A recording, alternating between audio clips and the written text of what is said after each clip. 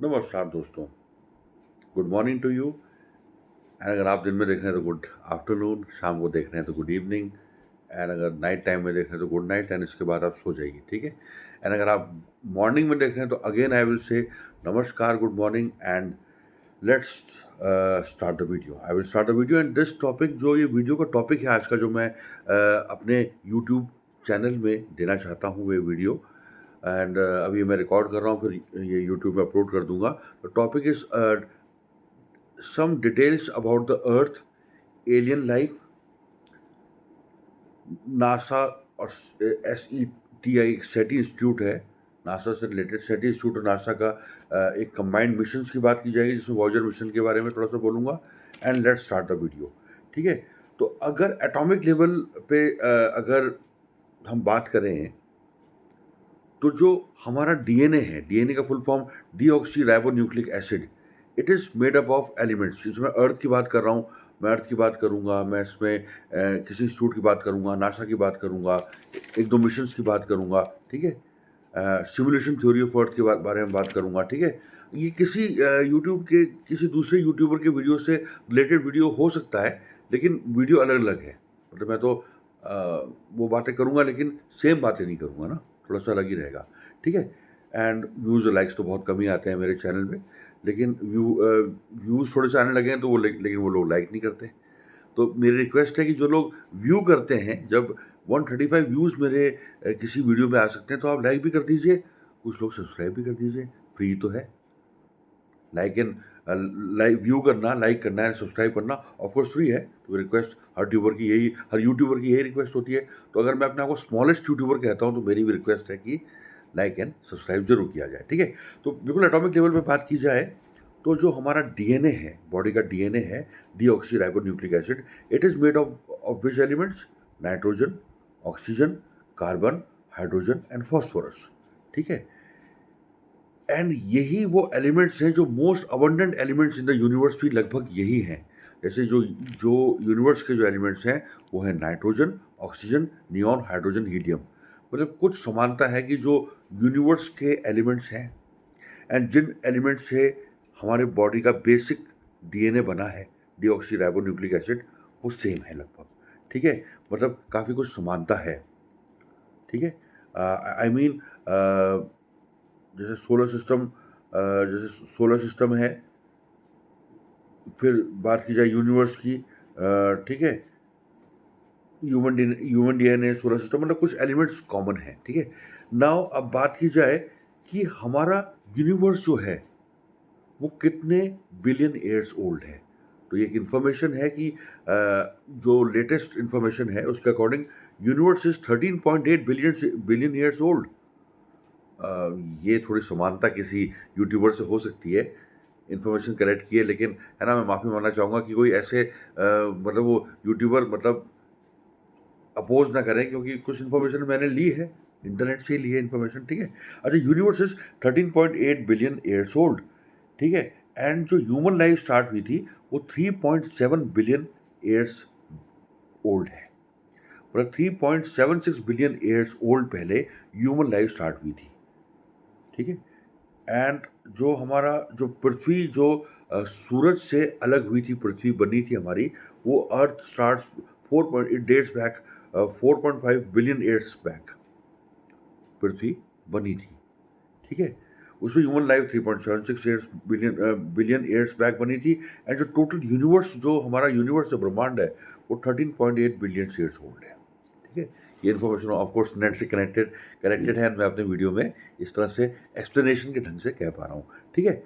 Now अब बात की जाए, कुछ साइंटिस्ट बहुत बड़े बड़े रहे, and like scientist Enrico Fermi, Fermi paradox है, साइंटिस्ट फ्रैंक ड्रेक, ठीक है। साइंटिस्ट फ्रैंक ड्रेक के अकॉर्डिंग जो है, उन्होंने जब स्पेस में, क्योंकि मैं बात कर रहा था ह्यूमन लाइफ के बारे में, अर्थ के बारे में, ठीक है। अब थोड़ी एलियंस की बात, पर ग्रहवासी, तो दूसरे ग्रह में रहने वाला कोई जीवन हो सकता है कहीं पे, क्या पता हमारे अर्थ के अलावा भी कहीं जीवन हो, ठीक है, एलियन लाइफ के बारे में, ठीक है।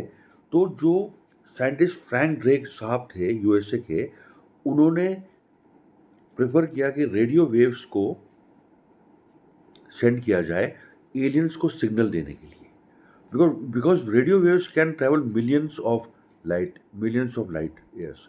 रेडियो वेव्स बहुत फास्ट ट्रैवल करती हैं, ठीक है। तो radio waves are preferred because it can travel millions of light years. Because जब हम अंतरिक्ष में, स्पेस में किसी दूरी को मापते हैं तो हम लाइट ईयर की बात करते हैं, ठीक है। लाइट ईयर्स में हम उस दूरी को मेजर करते हैं। इसके अलावा जो एक कंबाइंड एक मिशन किया गया था, उस मिशन का नाम था project phoenix, which was launched in year 2004 and year 2014 में एक प्रोजेक्ट स्टार्ट किया गया था। SETI एक SETI USA का एक इंस्टीट्यूट है। तो जो 2024 में वो मिशन अभी कंप्लीट हो गया है एक प्रोजेक्ट, लेकिन results have not been disclosed till date, ठीक है। एक वाव सिग्नल रिसीव किया गया था, WOW wow signal from space. एक वाव सिग्नल रिसीव किया गया था जिसकी डिकोडिंग साइंटिस्ट शायद नहीं कर पाए, ठीक है। कुछ मिशंस रहे नासा के, जैसे वॉयेजर मिशंस, वॉयेजर 1 और 2, ठीक है। कुछ टेलीस्कोप्स हैं जो नासा ने अंतरिक्ष में छोड़े हुए हैं, जो कि पूरे अर्थ का चक्कर लगाते रहते हैं एंड जो different outer space and earth को अच्छे से ऑब्जर्व करते रहते हैं। वो जो टेलीस्कोप है Kepler and James telescope, Kepler telescope and James telescope, ठीक है। नाउ बात की जाए, ठीक है, क्या गॉड, हम अगर हम भगवान की बात करें, भगवान की सत्ता की बात करें, है ना, अलग अलग धर्मों में हम भगवान को मानते हैं, लेकिन क्या ऐसी भी थ्योरी है कि क्या भगवान ही एडवांस एलियंस थे जिन्होंने हमारे हमारे सभ्यता का विकास किया, हम ह्यूमंस को डेवलप कर दिया? क्या वो एडवांस, इतने ज़्यादा एडवांस्ड हैं कि वो ह्यूमन लाइफ को डेवलप कर सकते हैं, ठीक है। लेकिन इसमें सब लोग नहीं मान सकते इस बात को, क्योंकि ये भी कंट्रोवर्शियल टॉपिक है। हम भगवान को एलियन तो नहीं कह सकते, लेकिन साइंस में ये भी सोचा गया है, ठीक है। Now simulation theory of earth, simulation theory की सारा एक सिमुलेशन है, ये सब कुछ एक प्रोग्राम्ड,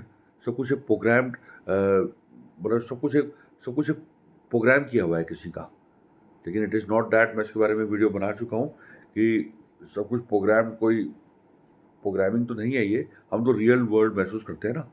तो सिमुलेशन थ्योरी मेरे हिसाब से तो गलत है, कि मतलब ये एक प्रोग्राम करा हुआ किसी एलियन का कोई जाल है ना, जिसमें हम रह रहे हैं, है ना, सब कुछ डिसाइडेड है, ऐसा तो हो नहीं सकता। तो सिमुलेशन थ्योरी मेरे ख्याल से तो गलत है, ठीक है, क्योंकि हमको तो रियल अर्थ महसूस करते हैं, ऐसे तो कुछ हम महसूस नहीं करते कि कोई सिमुलेशन हो, ये कोई कंप्यूटर का जाल हो जिसमें हम फंसे हुए हों, ऐसा तो कुछ नहीं है, ठीक है। लेकिन ये थ्योरी है वैसे, सिमुलेशन थ्योरी, ठीक है। हाइपोथेसिस और थ्योरी की बात की जाए तो थ्योरी साइंटिफिक फैक्ट से जुड़ी हुई होती है, जो प्रूवन फैक्ट्स होते हैं वो थ्योरी है। हाइपोथेसिस मतलब ideas to be worked upon. अब ये तो एक यूट्यूबर की नकल ही हो गई शायद, वो सर सोचेंगे तो मेरे वीडियो की कॉपी हो गई, लेकिन ये मैं इतना कुछ सीख पाया, मैंने नोट किया था, एंड एग्जैक्टली वो टॉपिक लेके तो मैं नहीं बना रहा हूँ। मेरा टॉपिक डिफरेंट ही रहेगा, about earth, again about earth and about alien life, about God, about simulation theory. तो इस तरह से एक टॉपिक बन गया एंड इसमें कुछ महत्वपूर्ण बातें रिकॉर्ड हो गई हैं। तो अगर आपको मेरा वीडियो कुछ भी अच्छा लगा, कुछ भी जानने का, आपको कुछ भी नया जानने का मौका मिला आपको वीडियो देख के, please like the video, subscribe to my channel.